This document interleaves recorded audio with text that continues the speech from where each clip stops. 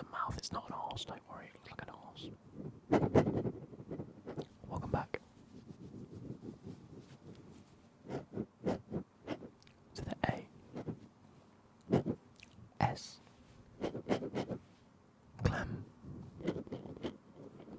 R YouTube channel. Now, I've just come back from holiday. I say I've just come back, been back about 5 days. I've had to get a few things recorded and done for the week. I actually look knackered, and that's because I'm absolutely knackered. Yeah, I'm tired, my head's hurting, but I want to sit and record a video for you guys. I have just recorded another video that you won't see till Wednesday. But yeah, I'm probably going to sort of limit the amount of FIFA content I've got coming out now. In terms of views, it's not doing too great. We are coming towards the end of the season anyway, so it's not a major loss. And I would like to focus on other types of content like football transfers, agent role plays, do a few more of them, hopefully, if I've got a bit of time, and just get a bit of a different vibe going, get more of a football content going again instead of the gaming FIFA content, and maybe just do a few more little bits here and there. I can't believe how tired I look. I've had a lot of sleep. I went to bed at 12:30 last night and woke up at 11:30. I was like, no, I didn't. I woke up at 10:30. So I still got 10 hours sleep, and I'm still just hurting. I've got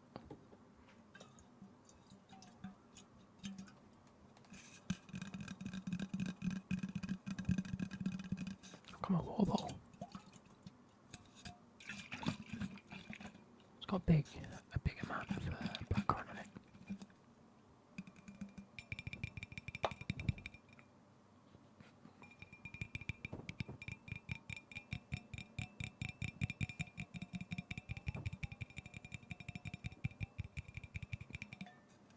So, I'm going to take a quick sip.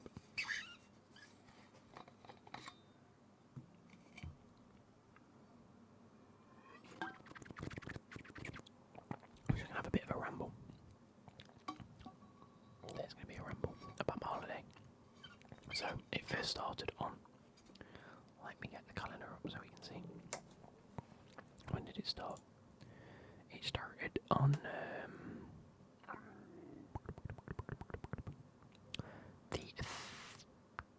not the 30th, it was the 23rd. The 23rd of June. I had a half day at work because in the afternoon I went to go and see Alanis Morissette live. Now, if you don't know who Alanis Morissette is, where have you been living? Although she was a lot more popular in the early noughties, sort of 90s noughties. Done albums such as Jagged Little Pill, Head Over Feet. No, their songs.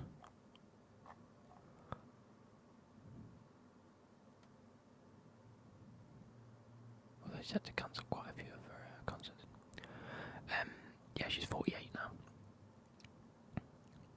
Her kids have got some weird names: Onyx, Winter, and Ever. A bit strange. Anyway, she is an absolutely incredible performer. Absolutely ridiculous performer. She's had plenty of songs. She's had plenty of hits, and arguably is one of my favourite artists of all time. Now, for me, my brother and my mum, it's always been... Hello, meet this geezer, by the way. Actually, name him. What are we going to name him? I found him, so I kept him because he made cool noises. Name him, yeah. So, it's always been on mine and my brother's and my mum's bucket list to go and see Alanis Morissette live. She cancelled a tour last year, and we managed to get tickets this year in Birmingham. So, on that Thursday, we'd already booked the festival tickets for the week after. And then my mum was like, look, I can get Alanis Morissette tickets. Would you like to go? And of course we went, yes, of course we want to go. So we bought the tickets and booked it for the Thursday. And I thought, you know what, I can have the Thursday afternoon and then the following week a bit off. And just have one long holiday from work and whatnot. Funnily enough, myself was married to Ryan Reynolds at one point. That's a fun fact about her. Yeah. So I might pull up a few photos, a few muted videos from the time that we spent throughout this holiday, because I'm going to talk about it in a bit of detail because it was so fun and so interesting and just great. And it make a good ramble video, a bit different from usual.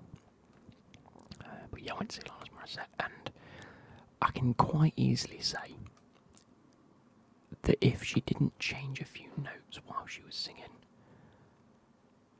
you could have argued that she was miming the whole lot. Her voice is so close to just studio quality. It is unreal, and easily the best thing I've experienced in my life in terms of a gig or a concert. She is just so good. To quote Wikipedia, she is known for her emotive mezzo-soprano voice and confessional songwriting. There we go. Yeah, it was just stupid good. Like, I had the best night of my life. Fucking wicked, and just sang my heart out, and it was great. So, from a bucket list standpoint, that's something ticked off that we wanted to go and get done from years and years ago. So, that was a Thursday night. Met up with my auntie. She went as well. She went with her husband and was sat. Oh, so while we were there, by the way, we got there, and the seat was in the high heavens. It was like, so you've got, imagine the stage is like here, and everyone else out here. No, everyone else this way. So you're looking. I don't know how I'm going to describe it. So the stage is here, right, and all the audience is like here. We were like right against the stage, but up in the corner. So we were looking like sideways on at the stage almost. So a lovely lady comes up to us and says, "Oh, by the way, when you booked these tickets, the curtain that was here, so there's like a stairs and the curtain's there, and we're like the other side of the stairs. So you've got the stairs that go down, you've got a curtain this side, and we're this side of the stairs, right up against the stage sort of thing." She says, "That curtain wasn't there when you booked the tickets." And we went, "Right, okay, we can still see everything that's going on." And she was like, "Oh, no, we want to upgrade your tickets." We were like, "Yeah, sure, why not?" She goes, "So, you see that block of seats down there, as in right next to the fucking stage?" She was like, just go and pick a seat there, I've got a few." And then she was going through flicking through tickets, and she's like, "The best ones we can get are like those ones. So just, if you want to grab these tickets and just go and head down there and sit down there, you'd be fine." And we were like, fucking mint. So we got our tickets upgraded, and they should have been, well, what we paid for our tickets was expensive, but what we should have paid for them tickets is even worse. Yeah, it was just such a vibe and such a great night for both me and my mum and my brother. It was incredible. Anyway, so that ended Thursday night. Friday night I had a day, or Friday I had a day off work to get all of my videos recorded for the past couple of weeks. I think I had to record four or five videos. Yeah, I think definitely 4 videos, maybe 5 if I recorded another one.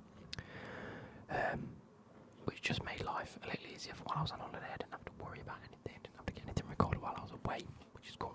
Which is what you want when you go on holiday. But that Saturday, we as in me and my brother, my girlfriend and her family, and then my dad's new missus, and then a few of her friends and family. So quite a few of us went to the Doncaster racecourse to go and see Paloma Faith. Now, not high up on my list of artists that I wanted to see in this lifetime, but definitely on my brother's and my girlfriend's list of people that they've always wanted to see. So of course we couldn't refuse. I think we only paid £5 a ticket, which was ludicrously good, and definitely very worth it in my eyes. Now, the Doncaster races themselves, I was bored out of my mind. I don't like horse racing. Never ever been a big fan of horse racing, so that was just boring to me. But Paloma Faith was good. It started off, and we were quite away from the stage. For saying we were in the second row of people, they set people back so far away from the stage. It was weird, and even Paloma Faith was like, I'd much prefer you guys here, not over there. So yeah, she comes out, and truth be told, to begin with, she was very depressing. Very, very depressing. She came out, and Alanis Morissette can be a depressing sort of singer. It's about emotions and fucking past relations. It can be quite depressing. But as a performance was so energetic and lively, it was wicked, and it didn't feel depressing even if the songs are depressing. Right? Blind of Faith was really depressing. She comes out and she was like, after all this time of being locked up for like the past 2 or 3 years and things not being normal and people having issues and like everyone's struggling with mental health and things like this, which we were all like, yeah. She was like, it's really good to come out and be able to perform for you guys and have like no restrictions and things like that. And we're like, yeah. And then she goes, but truth be told, it's been real shit. We're like, oh, alright then. She's like, we all thought it was going to get better and it isn't. Cheers. Thanks, love. And then she was like, so anyway, I'm gonna sing this song. But my mum doesn't really like singing this song, but she's gonna be dead soon. And we're like, oh. And it was just so like, right. And then it started raining and it was a bit meh. And then people started fighting in the crowd. It was a bit weird. But yeah, it was good. It got better. Don't get me wrong, it got better. And the performances themselves were good, but it just wasn't much of a vibe. She sort of started off a little bit depressing, set everyone's mood, and then tried to lighten the mood a bit, and it just didn't really come off. But I don't know whether that was down to her or the crowd, because a lot of them were just there for the horse racing and stayed, whereas the other half had not come for the horse racing and liked Paloma Faith. So it's a bit, yeah, it was in between, especially for myself, not being the biggest Paloma Faith fan. It was like a medium enjoyment. It was like, it wasn't bad, but it wasn't good.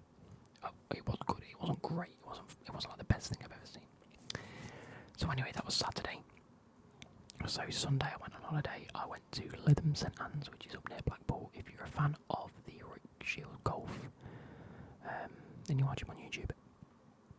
You'll know that he went and played at the Lytham St Anne's golf course recently to do his Break 75 series. Lytham is a lovely place. It's a lovely place. It is full of old people. It's like a massive retirement village in the end. But everyone is just so lovely. And it's like, whatever's good about Blackpool is just as good about Lytham, except you don't get the shitness that comes with Blackpool, if that makes sense to any of you UK dons. But yeah, we spent a bit of time in Blackpool, a bit of time in Lytham St Anne's. We went up to Southport, places like that, for a bit of an exploration, for a bit of the week. But yeah, so we'd had this trip booked for 3 years. 2020, it got cancelled because of COVID. So luckily the lockdown had eased off by the time we were meant to go, but it had already been cancelled at that point, so we still went to Lytham. Had a nice week up there for Becky's birthday, because it has been around Becky's birthday's time. But yeah, so that was 2020. 2021, it was due to be on and got cancelled again, but we'd already spoken to the apartment, or the person that owns our apartment that we stayed at, and he said, look, I'm gonna do it for exactly the same price. I'm not going to charge you more, I'm not going to charge you less, it's just going to be normal price. If you want to come again next year. And we went, yeah, cool, happy days. So we booked it again, expecting to be able to go again, and it got cancelled again. So that was 2021. But luckily, the restrictions weren't that bad, so we were able to go up again and just have another good week and a half week in Lytham, and it was nice.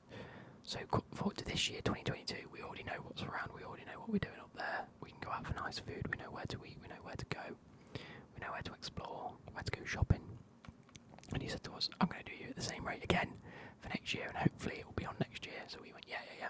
So we booked it again for this year, same apartment, 3 years in a row. And it was just nice. Anyway, what were we doing in Lytham St Anne's? We were going to the Lytham Festival. Now, the Lytham Festival has a variety of acts, and whereas, like, with your sort of, like, you know, the Jingle Bell Ball or different, like, festivals that you can go to across the UK, they always sort of have a theme of, like, you know, the top artists at that time, or, you know, you go to Bass Fest because you like bass, you go to the Rock and Roll festivals because it was all rock and roll. The Lytham Festival has a variety of different acts. There's like, they showcase different acts every night. Now you have some modern acts, you have some older acts, you have some people that are newer to the thing, and it's just a good way to either find new artists, listen to one or two good people, or just go for the week like we did and just enjoy whatever gets thrown out. So the lineup, and I'll get the lineup up actually because I want to festival lineup. There we go. So I don't want part 2, I want part 1 because they decided to put part 2 up. Yeah, they put part 2 up. So once they cancelled it for 2 years, they needed to make a lot of money back, I think. So decided to put a second week on. There was they had like a couple of days break in between, and then they've had another week this week of different artists. We weren't there for that one because we didn't buy the extra tickets. Becky's mum and dad did go for the second week because they're still on holiday, so they decided to just book the extra tickets and carry on going. Because I think they had a priority of being able to book the second week with a variety of different artists on it. So on the Tuesday, so we obviously went on Sunday, had Sunday day there, Monday day there to just chill out, relax a bit before the concert, get ready, get some food and things like that. So on Tuesday we had Jack Savaretti opened. He was very, very good. I know a lot of people are enjoying his music at the moment. Someone I don't listen to personally, but he was very, very good. And a lovely lady called Cassidy Jansen. She's from America, I think. Yeah. And again, was a great little warm-up act for the absolutely lovely Diana Ross. Now, one of the biggest divas of the past sort of 4 or 5 decades. When was her first hit? Diana Ross. She's 78, by the way. She's 78. Born in 1944. She was the lead singer of The Supremes, became Motown's most successful actor during the 1960s, one of the best-selling girl groups of all time. They remain the best charting female group in history. So a massive, massive artist. She had Baby Love, Come See About Me, and Love Child. A load of hits. And you'll recognise a lot. So 1970 she started a solo album, which included signature songs of Reach Out and Touch, Ain't No Man Enough.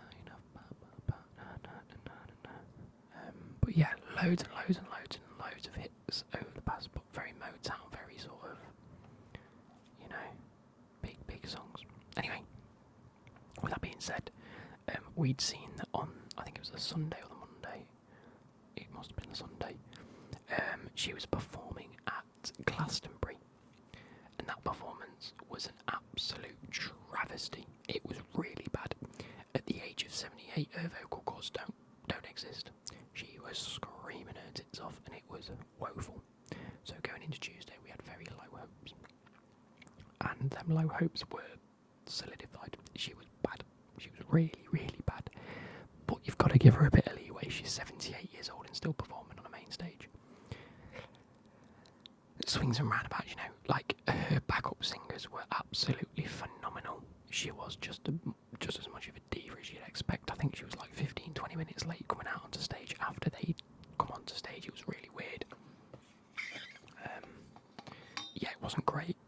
Half the crowd were probably sat there going, "What the fuck is this?" and laughing, whereas the other half were just trying to vibe to the songs that she was singing.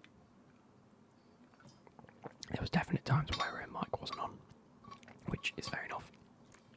Like, she was apologising to, I think, a bass guitarist at one point instead of singing the song. And we were like, yep, she's definitely not singing the song. And then there were a few points where she was screaming down the mic and you could hear the fact that she was singing and it just wasn't coming out great. So it wasn't brilliant. It wasn't brilliant is what I'm trying to say, but you got to give her a little leeway. She's 78 years old and she's still performing. But that threw us into Wednesday. On Wednesday night, by the way, you could go and see all these individually, by the way. So they did individual day tickets as well as the week tickets. So if you only wanted to go see Diana Ross, then you very, very, very much overpaid for a shit performance.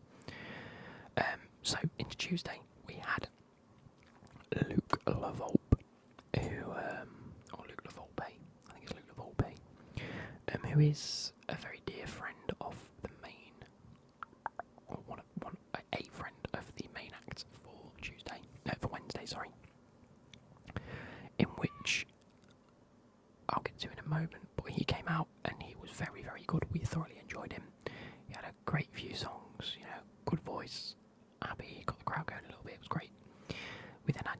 Sachs, who came out from America. I want to say he's from America too, JP Sachs.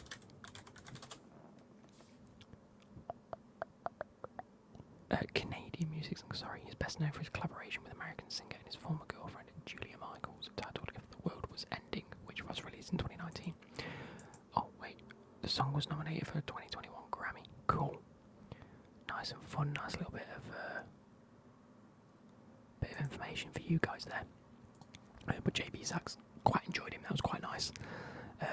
Again, really nice warm-up act, as you'd expect, which led in to what I think was the best night. The best night, we had a bit of a shit Diana Ross night. It could only get better from there. And we saw Lewis Capaldi.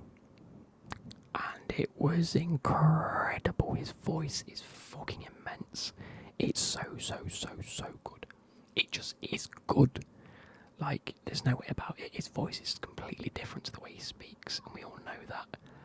And part of me always thought maybe they did something, or no, he's just great.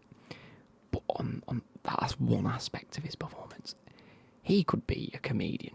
Easily be a comedian. With some of this shit that he comes out with, it's fucking great. Like, he had, while he wasn't singing, the crowd was laughing, and when he was singing, the crowd was dancing. It was as simple as that, and it was very good. Like I say, thoroughly enjoyed it, couldn't complain, and was what I'd say was the best night. It close second to another one, but a great night. Roll on a Thursday night now. We had only one warm-up act this time, as far as I can remember. It only says there was one. So, yeah, I think there was only one. What I mean. So, we had Jane Bird. Now, I don't know whether she was that good. I can't really remember it. So, I don't think she was bad by any stretch. So yeah, what I'm trying to say is Jane Bird's performance wasn't necessarily memorable. Wasn't really memorable, but that's both not a bad or good thing. It's just it is what it is. Like, if it was bad, you'd remember it, and if it was incredible, you'd remember it. I'm knackered. I've just run up and down the stairs. But yeah, which led into Snow Patrol now. Snow. Our weight's alright.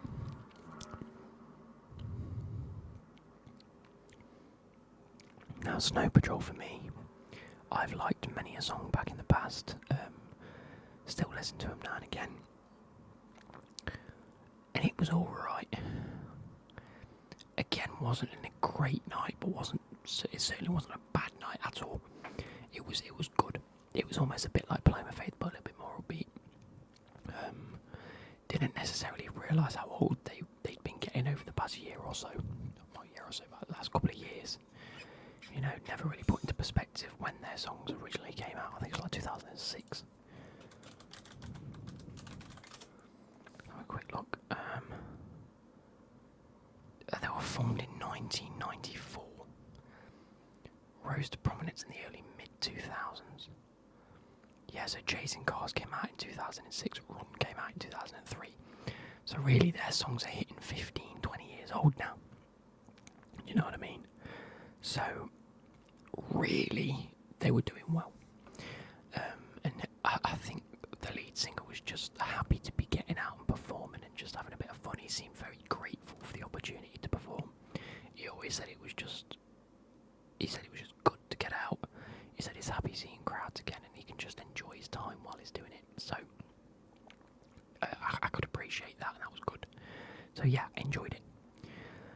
Friday night, so this is night number 4. This is when Luke decided he wanted to go for cocktails before the event, and forget that Luke doesn't drink, so Luke got very tipsy very quickly off a few cocktails. Now, we arrived a little late, so I can't really give too much on Katie Owen or Walt Disco, because I don't think we heard or saw them. I don't think we missed much though, because the crowd was a bit not really doing much, and it was raining, so it was a bit depressing. But we got there and Goldfrapp were performing. I don't really know who Goldfrapp are, nor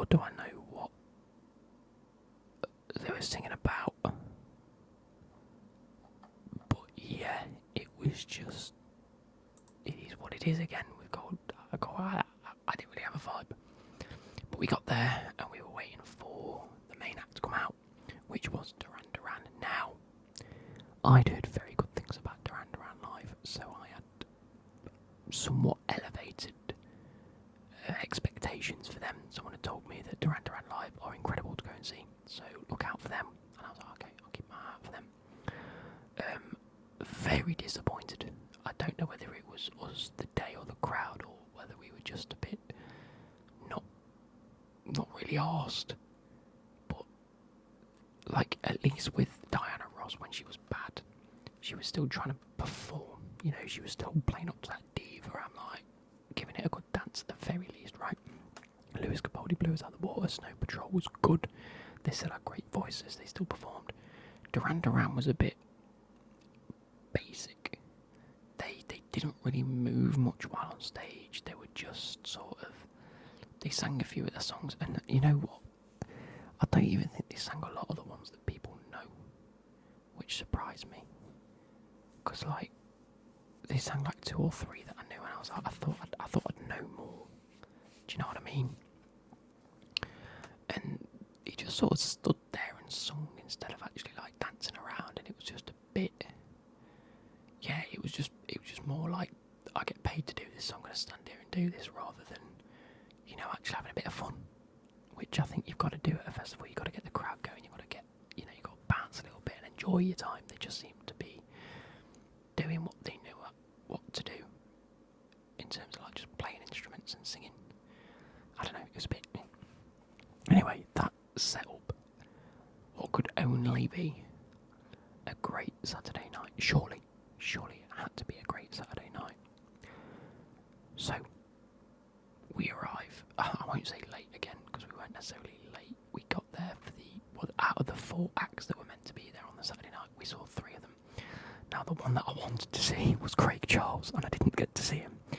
But we assume, because obviously it's a funk and soul DJ, Craig Charles is, that he was just setting everything up when people got there at 5:30, because on the Monday they had a DJ that was there. He was wearing a mankini, this DJ was, and he had this is on Monday, he had a piano with no like bottom to it, there was just like a frame. So, we didn't have a piano, we had a keyboard, but you could see everything underneath his waist. And it was like, I don't want to look at this guy with a bulging cock in a mankini. That's not what I came here to see. So we expected that Craig Charles on the Saturday would do the same as when people arrived at 5:30 until about 6:30, 7 o'clock. Just put on a bit of a DJ set. So we didn't get there for that, unfortunately. We got there just as Soul to Soul came on, so we might have just missed Craig Charles, which is a shame. I'd love to have seen him. But Soul to Soul were very good. Knew 1 or 2 songs that they put on, which surprised me, because it's like with a lot of these artists, like, you don't recognise that they've sung that song. But you know that song. It's one of those where, like, I know the song but I don't know the artist. It's these are the people that the artists are the songs that you know but don't know the artists. So yeah, knew 1 or 2 of them. And then, so they were okay, they set up quite a lively mood. Then out came TLC. And TLC, if you don't know, have sung like No Scrubs. Let's get some other one. TLC. That was TLC. There you go. They sang Creep, No Scrubs and Waterfalls. But these are all in like the early to late 90s. So yeah, and I mean, still to this day they can sing. So Happy Days, they were a good act. I liked it. We're all getting a bit of a bounce, a bit of a jump on, and it was good. It was a vibe, right? But they weren't the main act. The main act was Nile Rodgers and Chic. Now, I was like, at least I've heard of TLC, so I can have a bop to it, you know. Who the fucking hell is this guy? Who is this guy? You know, like, who the fuck's Nile Rodgers? Now, I will let you know that I might be the most ignorant human on the planet when I said that. Nile Rodgers is 69 years old. Oh no, we've got another Diana Ross on our hands, haven't we? No. Nile Rodgers might just be the best performer still living. Like, he has written and produced for so many artists. He's done his own shit. which back in the day people still bloody recognise. Right, people still know all of his songs. There are so many songs that he's been involved with that have been hits. It is unreal, and he has permission to perform all of these when he's out. So he comes on, and people are telling me you'll know a load of the songs. Here we go. Are you ready for this? This is just some. This is just some of his people he's worked with. So Sister Sledge, Diana Ross, David Bowie, Madonna, Duran Duran, Mick Jagger, the Thompson Twins, Grace Jones, Beavis and Butthead. He's worked with everything. So he's most memorable for his disco hits of the 70s and 80s. I don't know how I'm going to get... There we go. So I'm not really going to get his albums, am I? I'm going to want some of the songs that we're going to know.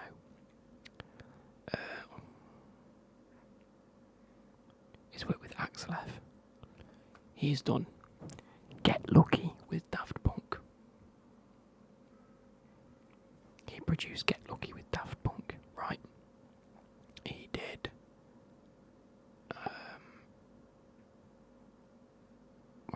Together by Disclosure, Sam Smith.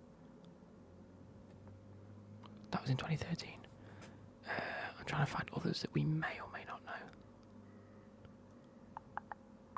Pressure Off by Duran Duran. Give Me a Love. Give Me Your Love by Sigala, featuring John Newman and Nile Rodgers. It's ridiculous, some of the shit that he's done and people that he's worked with over the years. It's like, and these are just some of them that I'm like picking out at random. Who's Hurting You by Jack Savaretti, also there, that's kind of cool. Roses by Adam Lambert. Here we go, Fantasy or Blood on the Dance Floor by George Michael, featuring Nile Rodgers and Michael Jackson. Absolutely ridiculous. Fantasy, there we go, by George Michael featuring Nile Rodgers. They obviously did a remix of that as well. It's just ridiculous how much shit he's worked with and produced. And on top of that, okay, so that's just some of this shit that he was singing and coming out with and bopping to and dancing to, you know. And the crowd was bouncing and loving him, and we were bouncing and loving him, right? Not only that, but he was still a great performer. Guitarist, vocals, Chic, whatever her name is. Here we go. I want to know who the woman is. I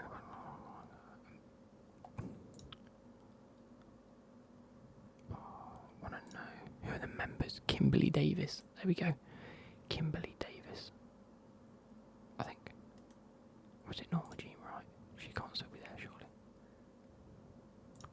It might actually still be. Whoever it is with the blonde bob, that's all I can say, has the vocal range of anyone. Like, her voice was incredible to go along with everything that was happening. And it was just, and this is why I say this one was a close second to Lewis Capaldi's Night, because it surprised me the most. Like, Soul to Soul were good, TLC were good, Nile Rodgers and Chic fucking blew it out of the water. Absolutely blew it out of the water. It was ridiculous how good it was. So all I can say is that absolutely surprised me. So yeah, that was my holiday pretty much. That was up until Saturday. The Monday was Becky's birthday, so we had a Sunday to just chill out. Monday we went out for Becky's birthday, and we also went out on Tuesday for Becky's birthday. But the Tuesday was coming home, and then we stopped off and did a load of shopping all day, went out for dinner. So that was nice. Just to give you a bit of insight into who was there for part 2. So this was from the Wednesday then. Obviously I was back at work on the Wednesday, so I didn't see any of these. But headlining on the Wednesday was Simply Red with Liza Stannisfield and Marisha Wallace, whoever that is. On the Thursday it was Badly Drawn Boy, Richard Hawley, both setting up for Elbow. On the Friday it was The Lounge Society, Wet Leg. If you've seen a lot of them on TikTok, you'll understand.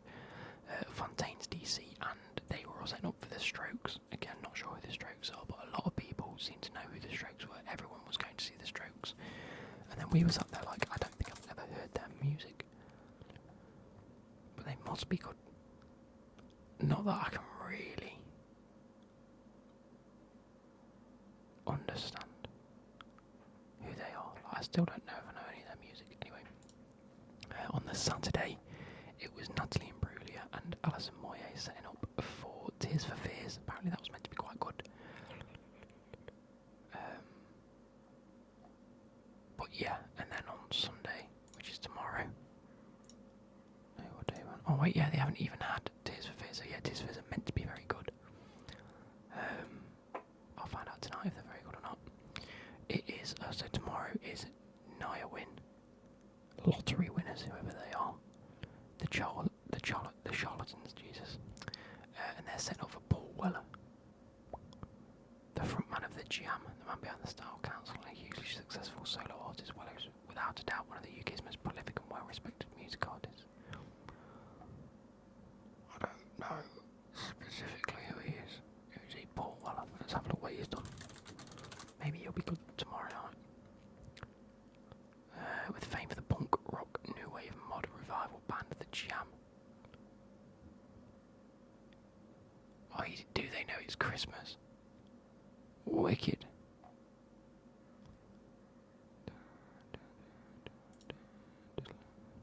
Anyway, so that's been the Lytham Festival. So yeah, we came back. I'm now back from holiday.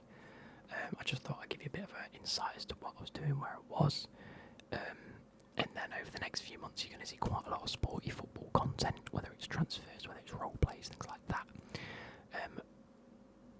On Wednesday, you are going to be seeing the first rendition of the football kit reviews. I recorded that before this one, and I thoroughly enjoyed it, so we are going to be doing more of them. We're probably going to be doing the top 5 leagues, and then maybe the championship, so don't expect anything more than that. But without further